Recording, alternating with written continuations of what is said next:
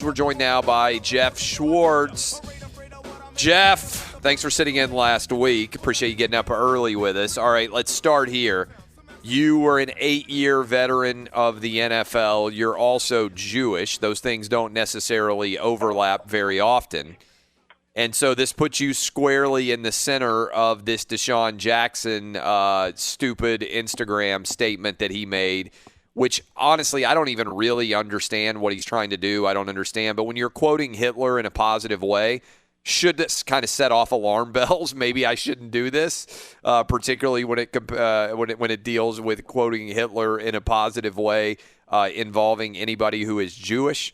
Let's start here. How dumb was DeSean Jackson to post what he posted in the first place? Well, first of all, it was a fake Hitler quote. It wasn't even real. I don't even know. I read it and I was like, this is so dumb. I can't even, like, you ever hear somebody say something and maybe some of you are like, I hear it every day from you, Clay. All right, whatever. But you ever hear people say something that's so dumb, you're not dumb enough to even be able to unpack the stupidity of it? I feel like that happens a lot on social media. So when I saw people started sending me this DeSean Jackson quote and I pulled it up and I read it, I was like, this is so dumb that I'm not even sure what he's trying to say. You ever like see that? Yeah. Like somebody's like, oh, like they send a comment and you're like, this is like, you're literally so stupid. I can't even figure out. I can't even put on my I'm going to pretend I'm stupid hat and try to figure out what you're saying. That's the way I felt about this DeSean Jackson comment. So, the text itself, I mean, look, if you want to debate what race the first Israelites were, fine, I guess. I mean, Jewish people don't care. We don't talk about race. It's not talked about in the Old Testament. Like, if DeSean wants to have that discussion and post about that, sure, but that's not really what he posted, right? He posted a fake quote from Hitler who exterminated Jews, and then also within the text there was talk about World War III and how we're destroying America and all these other things. And then he kind of apologized, but not really. He just was like, I didn't mean to offend people, but I still sort of stand by what I posted. It just was a really weird sequence of events. And I felt like talking about it because, like I said, like you said, one of the only Jewish NFL players, even former NFL players. It was a weird day yesterday. I didn't really expect the day to go quite like that.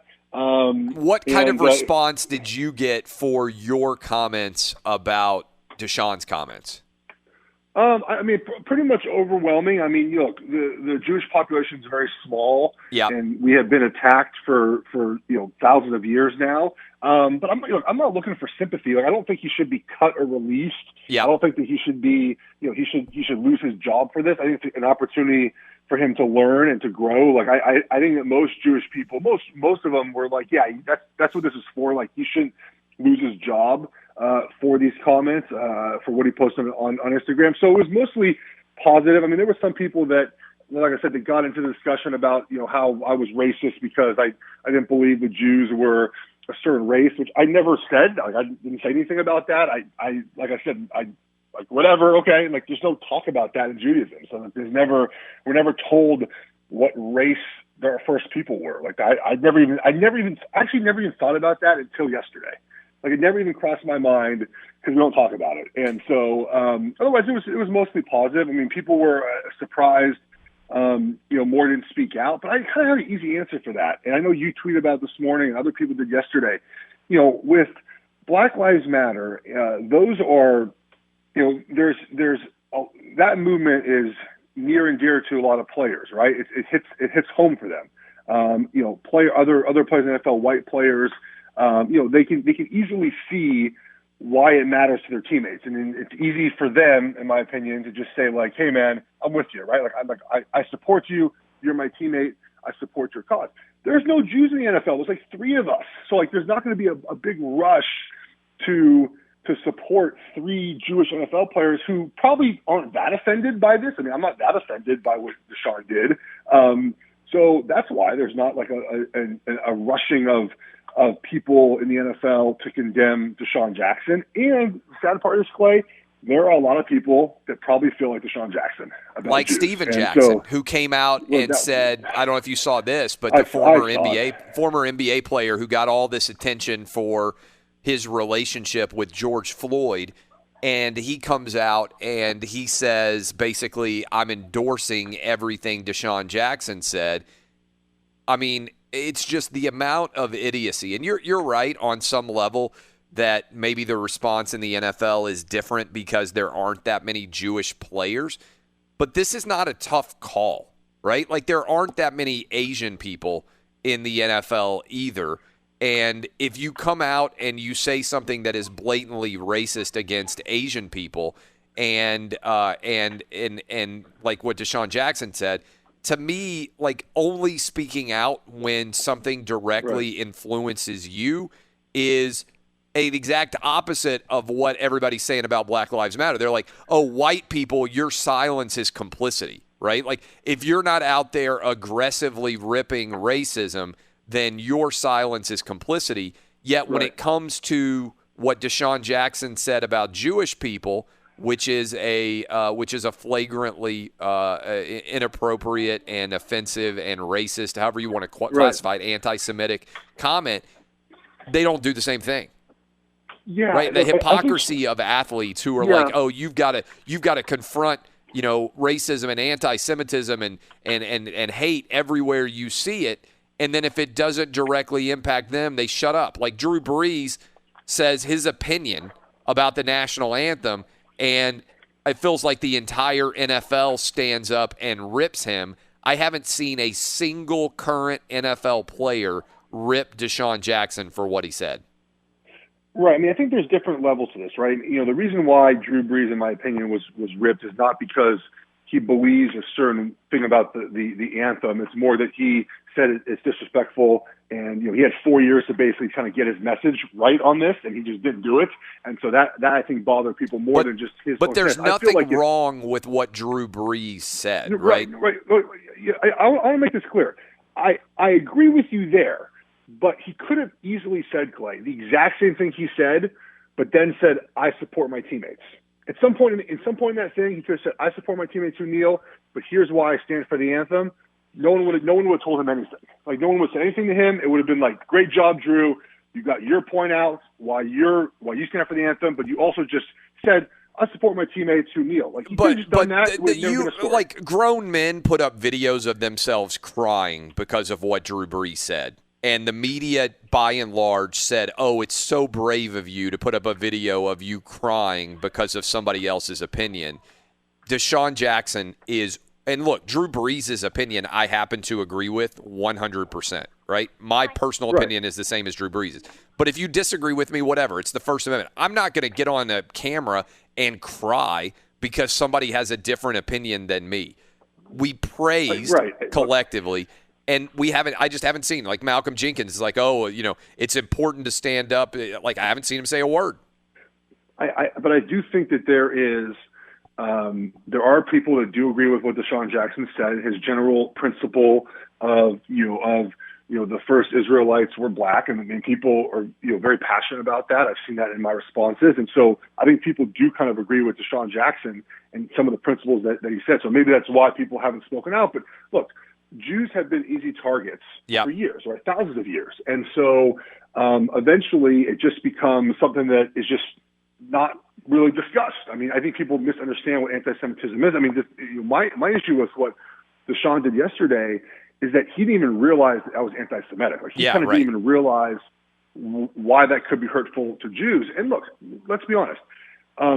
Jews in America are doing well for the most part, right? And so it's hard to feel sorry for a bunch of people who typically are white who are doing well in America. Like, I mean, it's not like I'm not surprised people. Well, you can, and here you probably uniquely, almost like someone who is a very light-skinned black person, for instance, you can move through society and see people saying anti-Semitic things because they don't know you're Jewish.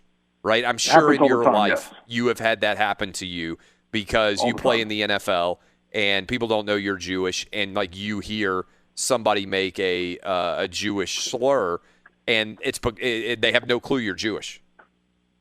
Correct. It's happened all the time. Yes.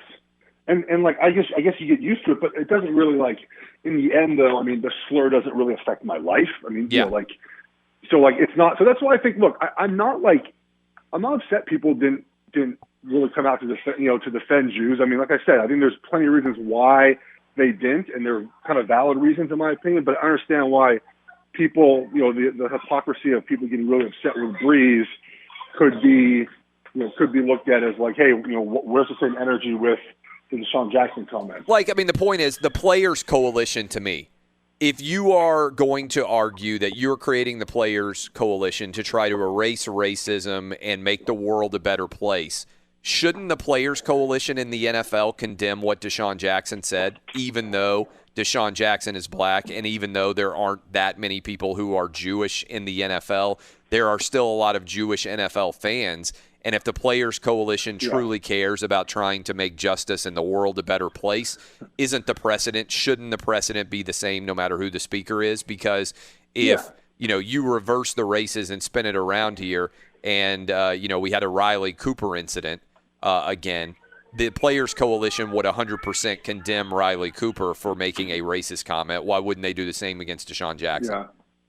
I mean, I just think that there's just not a lot of Jewish players in the NFL that people feel like you stand up for. I mean, one of my trainers in my career used to always say to me, you should be owning the team, not playing for the team, right? I mean, I think maybe half the NFL owners are Jewish. I mean, it's just not something that that needs defending, I think, all the time. And I just think that there are a lot of times players have never met a Jewish person before. I mean, I would venture to believe that DeSean Jackson has never had a conversation about religion with I've never had. Tell your daughter we said hi. My kids are at the age, so they'll be 6 and 4 in like a week, and they're at different ages with cartoons now. So like my son's watching like cartoons that are too old for my daughter, and so every morning there's like a battle with what cartoon to watch. So I just think that there's a lot of athletes have never talked to Jewish players before, never talked about religion with Jews before. They don't understand Judaism as well as they think they do, or where we come from. So that's, I think, part of this as well. DeSean has maybe never had a conversation with a Jewish person about religion before. Yeah, and it's fascinating. I was raised. My grandparents were all very religious. And it's interesting, if you are an evangelical Christian, as I was raised, then you are taught the exact opposite of anti-Semitism, that Jewish people are the greatest people who have ever lived in the history of mankind because Jesus was Jewish. And so it's always, everybody's religious upbringing is different, but it's always kind of fascinating to see what people believe and what they don't. What I would say is I'm very big. The First Amendment is about tolerance, right? You have to tolerate everybody's different opinions, whether it be religion, whether it be politics, or whatever else. One of the things that I would like to see athletes do is be consistent in their messaging.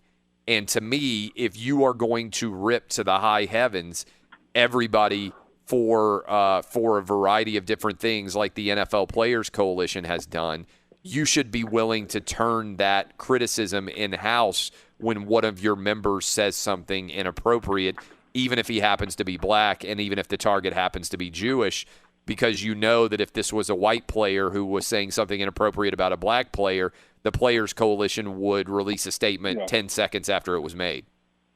I'm very curious about the religion part of this. Like, if I said something as a Jewish person that was derogatory about Jesus, let's say, or I don't even know what I would say. I mean, I've never even thought about saying, but like, can you come back with us, by the way, for one more segment here to finish up? Yeah. All right, we got to go to break. When we come back, we'll finish up this conversation. I think it's an interesting one with Geoff Schwartz. I'm Clay Travis. This is OutKick on Fox Sports Radio. Geoff Schwartz finishing off the hour with us. We were just talking about how the DeSean Jackson comments are playing out.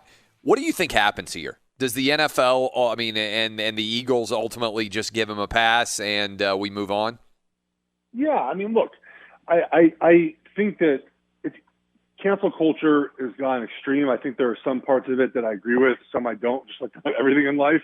I feel like canceling DeSean Jackson here would be a missed opportunity to kind of educate him. I know they talked about him meeting with a local rabbi and him talking to his ownership and his general manager and his agent, who all three of them happen to be Jewish, and just a time for education and growth. Like, I don't think he should be cut from the team. I mean, it wasn't Instagram post. It was it wasn't like, it wasn't like he went out and gave an interview on this, or like, I don't even know what I would feel like he should be cut from the team for this. But we also have precedent with Riley Cooper. That was 7 years ago. Riley wasn't cut from the team either. So he probably would be cut today, to be honest. But I mean, Jake Fromm, I know he was just drafted. I mean, there were some text messages that came out. I'm with you that the idea of firing people, I don't even think it has to do with athletics. Whether it's Facebook, Twitter, Snapchat, Instagram, I think we have to kill this idea that has taken root in American society, that if you see somebody post something that you don't like, you try to get their job taken, right? You see some teacher on Facebook post something that you don't like, and your first thought is, that person has to lose their job. That is not a healthy response in a democratic society, in my opinion. I think you're right on this, that when stupidity occurs, it's much more constructive to open a dialogue and try to explain why someone is incorrect and assume that they're not coming from a place of pure malice than it is to try to cancel them. The idea of, hey, you had a job and then you put up a Facebook post and now you don't have a job anymore, I think is ultimately toxic to the nation's culture, because it leads to people believing things that they don't feel like they can share, which it takes away from the marketplace of ideas and also just detracts from the overall culture of forgiveness that tends to exist in this country. So I agree with you. I don't think he should be canceled, but I do find it amazing that the NFL players can be so outspoken about so many different issues, and not a single current NFL player has been willing to say something publicly to condemn what DeSean Jackson said. Yeah, and like I said, I'm not terribly surprised about that. But I would love to talk to DeSean about this. I would love to sit down with him. Like I said, I think there's this misunderstanding about Judaism that happens in the locker room. And I've had plenty of conversations with guys that just don't understand Judaism. They make it way more complex than I think it really has to be at times. And like I said, for the most part, I've had no anti-Semitism in football lockers. I did have one guy try to convert me one time over breakfast. That was a little odd, but otherwise, it's been good. I've had really there are Jews for Jesus, Schwartz. You could have done both. Oh, I know. Yes, you could straddle the line, my man. You could be a Jew for Jesus. All right, appreciate you. Thank you for hanging out. It's Geoff Schwartz. Thanks for guest hosting last week as well. When we come back, final hour of the program, Wednesday edition, we're also going to talk with John Morosi about the latest in Major League Baseball. He is our MLB insider. All that still to come. I'm Clay Travis. This is OutKick on Fox Sports Radio.